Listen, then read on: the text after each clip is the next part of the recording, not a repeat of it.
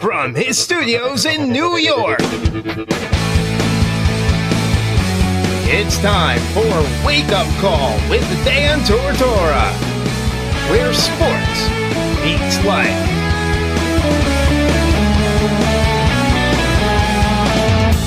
Here's your host, Dan Tortora.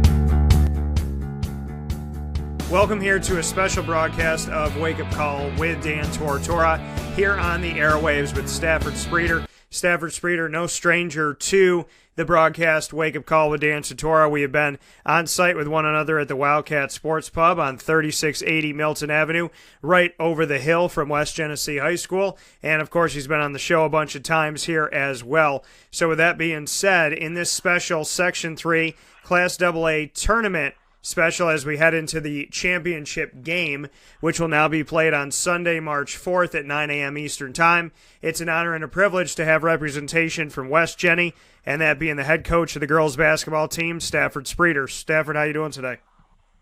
Hey, great, Dan. Thanks for having me on. Absolutely. And Stafford, first and foremost, the time change. I mean, you get so excited and so ready for something like this and the opportunity to play in the championship game. And then, of course, as weather happens in central New York, they say, hey, guess what? We know you're excited. We know you're ready. You're going to have to wait a couple more days. Yeah, it was definitely a little letdown this morning. But we've wrapped our minds around it. We're ready to go. And it'll be a nice bright early morning. We'll have to stop at Dunkin' on the way into the Dome. Yeah, absolutely. And what can you, to speak on that, you're supposed to be a Friday night game on March 2nd, Carrier Dome, 8 p.m. Now you're a Sunday morning game, 9 a.m. Just what your thoughts are on, not only the switch to a couple days later, but now you're going to be that, Sunday morning game, that brunch time game as opposed to Friday night. Yeah, well, we were super excited. First of all, it's great to play in the Dome. Really excited to play in the Dome.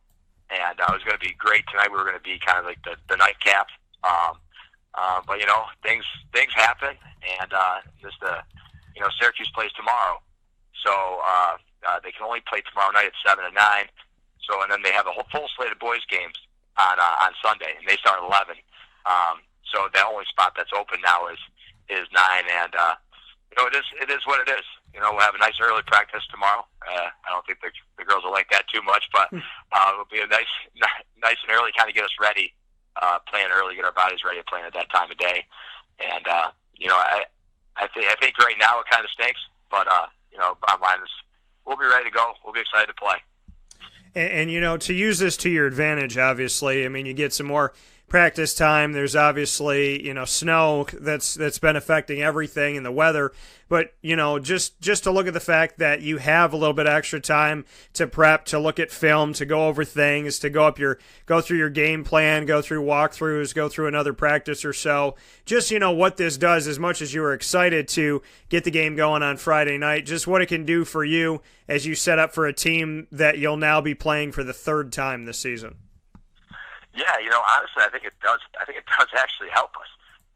We had everything ready to go as of last night. Mostly walkthrough stuff, but now we can kind of take a little bit more time and get even better at what we're going to try to do tomorrow night. So I'm actually excited to have that extra day of preparation. I took the opportunity to watch a little bit more film today, and nothing's really changing from getting an extra day as far as like the game plan or anything, but like I said, it's just going to give us a little more time to get some more live reps where you're not just walking through it, but now you can get maybe some live reps with it so you get more game speed. So it's just going to help you to get even more ready for the game. Speaking here with Stafford Spreter, West Genesee Wildcats girls basketball head coach. Stafford, you and I sat down for the first time at the beginning of the season, and here we are at a place in the season where you're fighting for the Section 3 Class AA championship. Just what you've taken away from the team this season, what you've learned from the team. I know we've had some conversations about it. Just what you could say, your takeaways have been from those beginning moments when we first sat down to sitting down today and discussing it. Really, really confident group. Really, really flowing offensively right now. I want to just keep that going. And kids know their role. And, but they're also ready to step out of their roles. We've actually had 8 leading scorers throughout this season in different games, and so kids are ready to step up and make shots. You never know who it's going to be, whether it's going to be Maya Case or Caitlin Walker, or Haley Collins, or the Smiths, or Katie Cunningham, or Bailey Legnetto. We've had 8 different leading scorers this season. So Alex Casson too. She's been a leading scorer too. So somebody always steps up, and we always just want to keep on doing that. Kids play hard. We got a good press. Our press has started to come along at the end of the year. But really, really proud of how we're playing offense, and hopefully we can plan is play great defense. That's really the key on Sunday, is play great defense and really box out. And I think that's one thing that we're prepping for, and it's one thing I think that I'm confident our kids will be able to do. How has the defense improved in your opinion this season? Like you say, play great defense, box out, try to minimize those opportunities for CNS. Just what you could say about how this defense has grown throughout the year. If you feel like it's been pretty consistent, or if you feel like there's been an ebb and flow that has gotten you to a point right now where you've seen some steady improvement at this point. Yeah, we've definitely just kind of grown as the year's gone by. We started off, we didn't really press much at the beginning of the year, and then we started to press more. We put in like a zone press, and we changed that zone press, and so we've kind of evolved with that, and the pressure's been a lot better for us. It's been kind of a spark for us. It's gotten us a lot of turnovers, got us a lot of easy baskets, but then also, sometimes the press just doesn't work for whatever reason. Sometimes it doesn't work, and then we've been able to rely in those games on really good half-court defense. We tried some zone this year, and so we still have that too. So we've got our little zone, half-court zone that we can play as well. So it's really come a long way, from going from not pressing, playing one style of just man, to now we can zone press, we can man press, we can fall back half-court man, or we can fall back half-court zone. So we've kind of been able to do a lot of different things with our defense, and it's been really positive to see the kids play different styles. And then I also think that kind of helps us out offensively too, to understand how to play against the zone, because now you know how to play defense within the zone. And when we look at this, something insane in Central New York is to play anything other than a 2-3 zone. So, to be multi-talented and multifaceted and whatnot, just what you could say about, the benefits to your defense of ad-libbing and being able to teach these young women about the different nuances of the defenses and just how you feel the team is able to bounce from one to the other. Yeah, I think we do try to be like man-to-man is definitely our backbone. But we do have those other things that we can fall on, and we try to since that's our backbone, those are the little things within a man-to-man defense are the things that we really work on. So we try to work on jumping to the ball, having good stances, pressuring the ball, knowing where you got to be when you're one pass away, knowing where you got to be when you're 2 passes or 3 passes away, knowing how to play in the post, knowing how to rotate when teams get advantages, know how to handle pick and rolls and things like that. That's really our big thing is work on what our backbone is, and then kind of just adapt in each game to whatever the other team's skill set is. So when we're playing a team that really likes to set up plays, we try to diagram those and understand what that main play is and try to disrupt it. So the team's got to do something that they don't want to do. That's really we play man-to-man, and within our man-to-man, we try to make the other team do whatever it is that they don't want to do. So we try to make them be uncomfortable, and then hopefully that will work to our advantage. What can you say, about that? Because, obviously you score more points in the game, you win the game, and so there's a conversation about that, but defensively is where you lock down and make things happen. It doesn't matter how many points this and how many points that, if at the end of the day, you're taking care of business and doing your job. So just what you could say about, each player doing their 1/5 when they're out there defensively and just the importance of this defense and how you've tried to really push that, because, at any level, at any age, you want to score, and that's what these young ladies and young men want to do. They want to score. They want to get on the stat sheet, but it's defense that wins championships. Yeah, you got to get stops. You really got to be able to get stops. Your shot's gonna be on sometimes. Your shot's gonna be off sometimes. That's why, we have 8 leading scorers because we have 8 different leading scorers because of that point. You never know when you're going to be on. You never know when you're not. So one thing you can always rely on is your defense. And as long as you're contesting shots, you're really making it tough for the other team to score. It's really tough to make a shot with your hand and face when you're feeling a lot of pressure.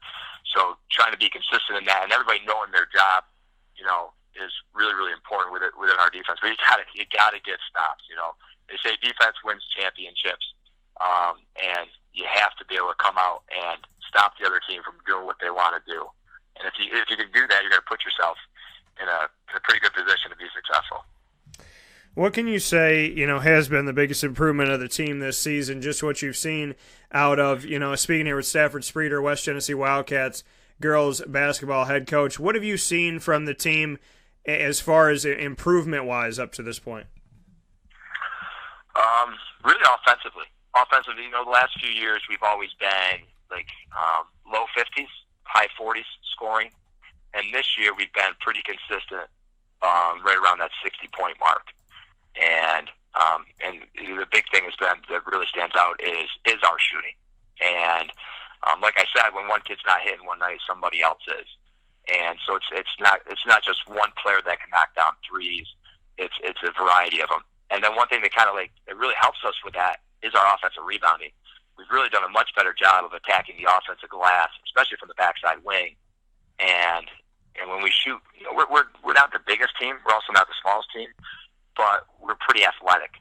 And when you're shooting those outside shots, you get a lot of long rebounds where you kind of got to beat the other players to the ball. And so we've kind of taken advantage of our athleticism this year, and we've attacked the glass by just getting out and getting after those long rebounds. Speaking here with Stafford Spreter once again at West Genesee, to look at this season and to know that you've come to this point and have that championship game looming, Section 3, Class AA. To look at the bracket, you had a bye in the first round, then you played Rome Free, and then Baldwinsville, who had defeated Central Square, en route to this championship game coming up on March 4th. Just what you could say about, the Rome Free Academy game and the Baldwinsville game, your takeaways from those games, what you learned. The Rome Free, offensively, your team was able to win by 41 in that game, and then Baldwinsville closer with the 6th seed, winning that game by 12. Just what your takeaways have been most recently here in the quarterfinals and the semifinals that have set up this championship opportunity. Well, I think against, that's a great question because we definitely took something away from both those games that are going to really help us out. And from the Rome game, it was to be able to play at the pace that we played for a longer amount of time.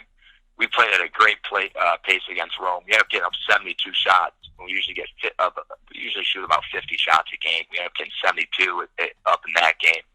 And Sunday we expected to be a pretty fast-paced game. So we want to be able to play at that high intensity, that high speed for a long time. And so that's been one of our focuses is being able to press and play in transition for a longer time. And then against Baldwinsville, it really stood out that we have to continue to do the little things. We have to do a better job of keeping the ball at the post, and we got to do a better job of contesting shots. And if we can do those two things, we can play a little bit better with really good pace for a longer time. And if we can do a better job in the post and do a better job of contesting shots, we're going to put ourselves in a good position to have a good chance to be the champs on Sunday. And to look at this matchup, I mean, to go up against a team 3 times in a season, it doesn't matter, what team it is. You know that it's going to be difficult. And in the first time around, we look back at the schedule for you and CNS. And in the first game that was December 15th at CNS, you lost that game by 5, then came back, played at home at West Genesee, and win that game on January 16th by 20 with them playing without their top scorer in Amani Free. Just what you could say about this matchup, and the coach on the other side, Eric Smith, said, listen, it could have been a lot more than 20. We felt like, they kind of, were nice to us in that game because that could have gotten a little bit out of hand. So you look at CNS, so at their place, West Genesee Falls, back at your place, you win, and now you're playing on neutral court at the Carrier Dome. So you both know what it's like to win at home, and here comes the neutral game. Just what you could say you learned from these first two games against CNS. Yeah, I think Amani Free left as a junior, and so when having her in that first game back, really forgot about how good she was. Really, I mean, she was dynamite in that first game. She scored 32 points. And if you don't know girls basketball and you only watch guys basketball, she's like a mix. In our game, she's like a LeBron James body with a Kyrie Irving skill. I mean, she is legit. And we knew that we had to stop her in that first game. I don't think we knew exactly how good she was in that first game. And also, they surprised us. We were expecting one type of defense. They came out and they ran a different type of defense. So we actually had 8 practices leading up into that game, and then we got thrown a little curveball there, and then when they came and they played us, they got thrown a curveball and they had to play without their best player, and that completely changes the game. It makes it completely different when she's not there. So even though we're playing for a third time, I think it's going to be kind of fresh. I mean, they have a lot of film on us, and we have a lot of film on them, so we know what each other's going to do. But I don't think we've really seen each other,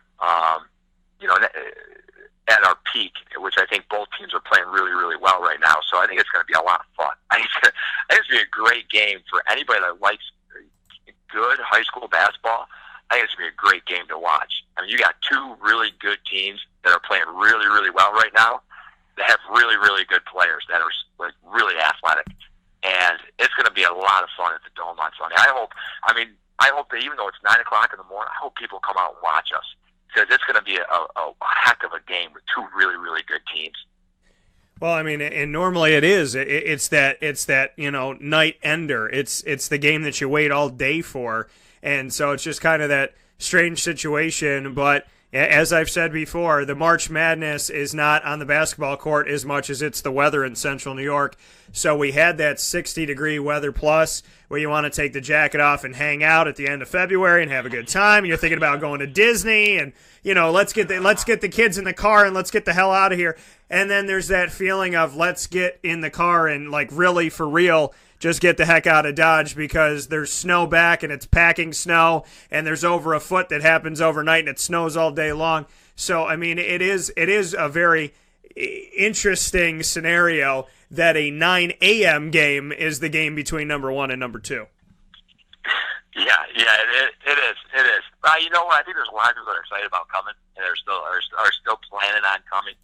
And I hope everybody turns out, because it's going to be a good game, and both teams are going to be ready to play. So it's going to be exciting. We just gotta make sure we play good defense and we box out. We play good defense and box out. We'll put ourselves in a good position. I think offensively we'll be.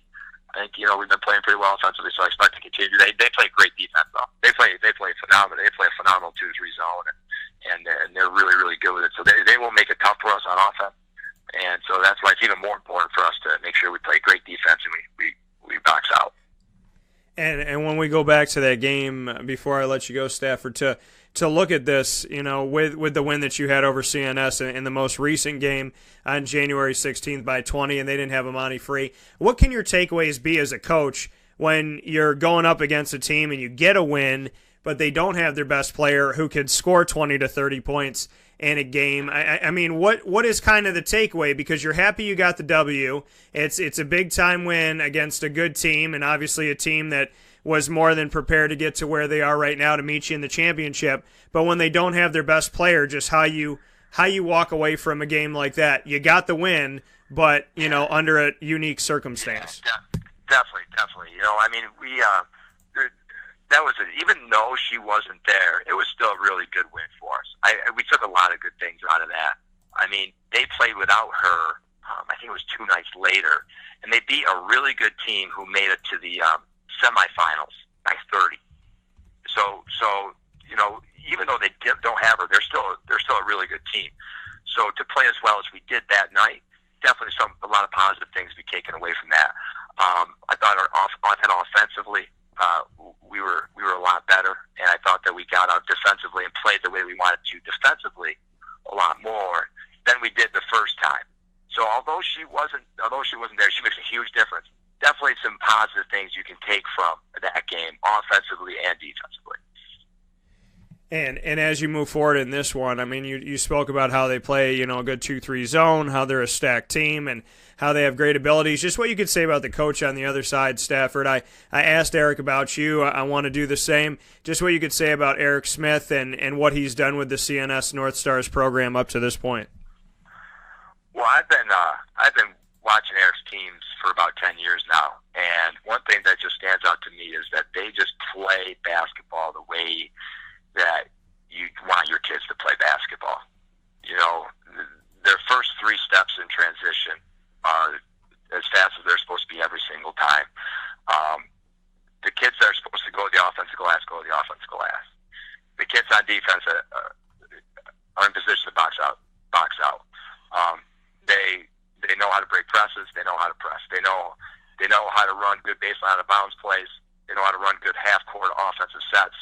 They are an extremely well-coached team. He's a very, very good coach. He's been doing it for a while. He's got the resume to show it. I mean, they just won 8 sectional championships in a row prior to last year. They won a couple state championships. He's got to coach the best player in the world, in Brianna Stewart. He knows all the big-time college coaches, and he knows the game, and he gets his kids to play the right way. I mean, he does things the right way, and he's all about character. He's all about teaching the kids about the right things. So I got nothing but the most respect for him. Actually talked to him on the phone today about the plan for Sunday, the logistics of things, and he's a great guy, and I'm excited to be able to be on the opposite end of the floor as him. At the Dome would be a pretty cool environment for us. And when we look at this, moving forward from here, like you said, kind of an interesting situation that, not an interesting situation, but, kind of a cool thing is that, obviously you both have respect for each other, but that, on the day that you're supposed to be playing, you're on the phone with each other, speaking on the logistics of it all and, how Sunday is going to be and whatnot. And just, what went into that conversation? I mean, you're speaking on logistics, but, what else can you say about the conversation and the mutual respect between yourself and Eric Smith? Because, this is a big-time game, and you don't always hear that, the coaches were talking a couple days before and just having a conversation with each other. Yeah, it's great. It's great to have that relationship with the guy on the other sidelines and to, have a positive relationship with him. We went to the coaches clinic together, New York State coaches clinic, and we sat with each other for 8 hours at that clinic together. And I will tell you, that whole 8 hours, he never told me that Amani Free was coming back. We sat together for 8 hours 2 weeks before the season was starting, and he never once mentioned that Amani Free was coming back. He was asking all these questions about my team and the Smiths and Katie Cunningham and all of our players, and never once did he mention Amani Free. But it's great. It's nice to know that no matter what happens on Sunday, that guy across the sidelines is someone that if they walk away with it, I'll be happy for him. It'll stink, it'll hurt, but I'll be happy for him. And I feel that if it goes our way, I feel that he would feel the same way. And we're looking to help each other out, down the road.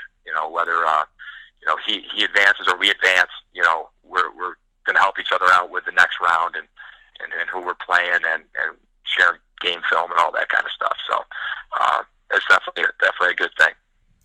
So this feels very much unlike the Yankees, Red Sox, the Giants, Cowboys, the Georgetown, Syracuse. This is this. No, trust me. When that game's on, man, it's on. It's on. When it's on, we're getting after it. There's no hugs and kisses once that game starts, man. So all that will be handled before the game, and then it's on, man. So we get the Syracuse Georgetown, so to speak, but like you said, all in the family in Central New York, whichever team wins and moves forward, there's going to be that level of support, and that's what I'm trying to say here is that kind of a beautiful thing, speaking here with Stafford Spreter about it is of West Genesee, that you want to win as West Genesee. Eric Smith wants to win on CNS's side, of course, but somebody's got to come out of this with a victory. And the fact, like you said, whoever wins, we're going to sit down and we're going to share game film. We're going to talk with one another. So it just says something about Central New York basketball and Central New York coaches that, no matter who wins in this thing, the coach that ends up on the losing side of things is still going to sit down and say, let's go over this. Let's do what we got to do. And, I'll do whatever I can to help you out. I think that goes a long way. I mean, that's a lot more than just a handshake at the end of the game. I'll tell you that much. Yeah, it's a good thing. It's a good thing to have, man. Absolutely. So, for West Genesee, as you know, with this team all throughout the season, like you said, multiple leading scorers, and from your Maya Cases to your Katie Cunninghams to your Mackenzie Smiths to Madison Smith, and Madison most recently with 27 points for the team, to Haley Collins and what she has done, and all throughout this team, Caitlin Walker and so on and so forth.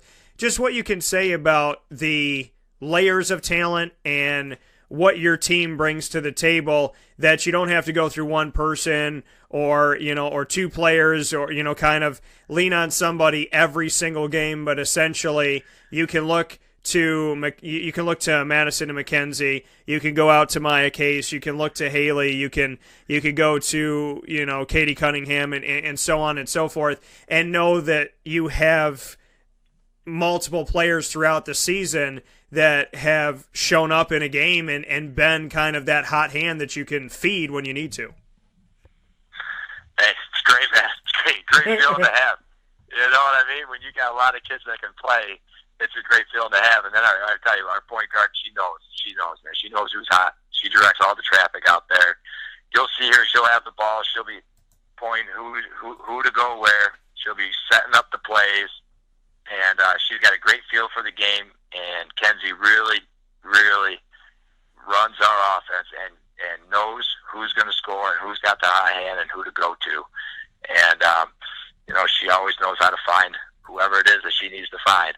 So it's a good comforting feeling to have that confidence that we have on offense. And, we just got to make sure we're confident on Sunday night, not worry about playing the Dome or playing for a sectional championship, but just understand we're playing on baskets that are 10 feet tall, and we're playing the game of basketball, which is what we know how to do.